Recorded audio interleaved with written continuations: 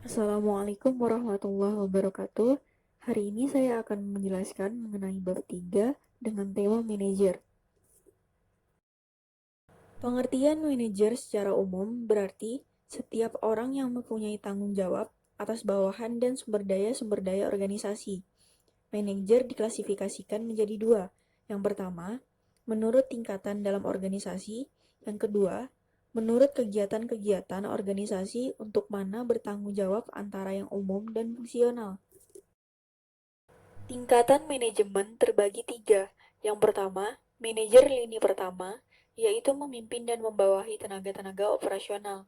Kedua, manajer menengah, yaitu manajemen yang membawahi dan mengarahkan kegiatan manajer lini pertama. Yang ketiga, manajer puncak, yaitu bertanggung jawab atas keseluruhan manajemen organisasi. Tingkatan manajemen dalam organisasi. Manajemen lini pertama membawahi karyawan operasional. Manajemen menengah bertanggung jawab membawahi manajemen lini pertama. Manajemen puncak bertanggung jawab membawahi seluruh organisasi. Perbedaan tingkatan manajemen membedakan pula fungsi-fungsi manajemen yang dilaksanakan. Manajemen administratif berurusan dengan 1. Penetapan tujuan, 2. Perencanaan, 3. Penyusunan kepegawaian, 4. Pengawasan terhadap kegiatan-kegiatan yang terkoordinasi untuk mencapai tujuan. Sedangkan manajemen operatif berurusan dengan motivasi, supervisi, komunikasi dengan karyawan untuk mengarahkan mereka mencapai hasil-hasil yang efektif. Perbedaan manajer administratif dan kooperatif dalam melaksanakan fungsi-fungsi manajemen. Untuk manajer administratif, di dalamnya dilakukan penentuan tujuan, perencanaan pengorganisasian, serta penyusunan personalia dan pengawasan. Sedangkan manajer operatif, di dalamnya dilakukan pengarahan dengan memotivasi, supervisi, dan komunikasi.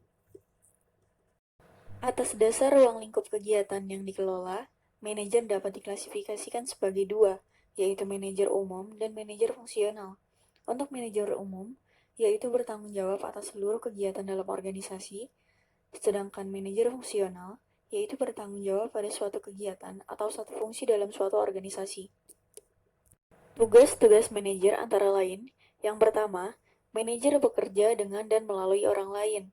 Istilah orang mencakup tidak hanya bawahan dan atasan, tetapi juga manajer lainnya dalam organisasi.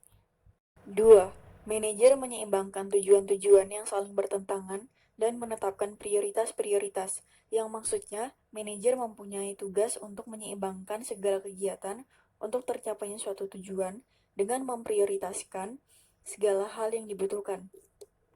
3. Manajer bertanggung jawab dan mempertanggungjawabkan. Di samping manajer bertanggung jawab atas atasan dan bawahan, manajer juga ditugaskan untuk mengelola pekerjaan-pekerjaan tertentu dengan sukses. 4. Manajer harus berpikir secara analitis dan konseptual, yang maksudnya manajer harus mampu menganalisa segala permasalahan dan mencari penyelesaian yang akurat. Juga manajer harus mampu berpikir secara konseptual berupa planning yang jelas untuk kedepannya. 5. Manajer adalah seorang mediator atau penengah, yang maksudnya jika di dalamnya ada yang tidak saling bersepakat atau saling bertentangan, manajer dituntut perannya sebagai mediator atau penengah. Keenam, manajer adalah seorang politisi, yang maksudnya manajer harus mampu mengembangkan hubungan baik untuk mendapatkan dukungan atas segala kegiatan, keputusan, hingga kerjasama dengan manajer lainnya, dengan terjalinnya hubungan yang baik. 7. Manajer adalah seorang diplomat, yang maksudnya manajer juga harus berperan atau menjadi wakil resmi organisasi pada pertemuan-pertemuan, juga pada urusan-urusan kepemerintahan atau organisasi lain. Keterampilan manajerial. 1. Keterampilan konseptual atau conceptual skill. Manajer harus memiliki kemampuan mental untuk mengkoordinasikan dan mengintegrasikan seluruh kepentingan dan kegiatan organisasi. 2.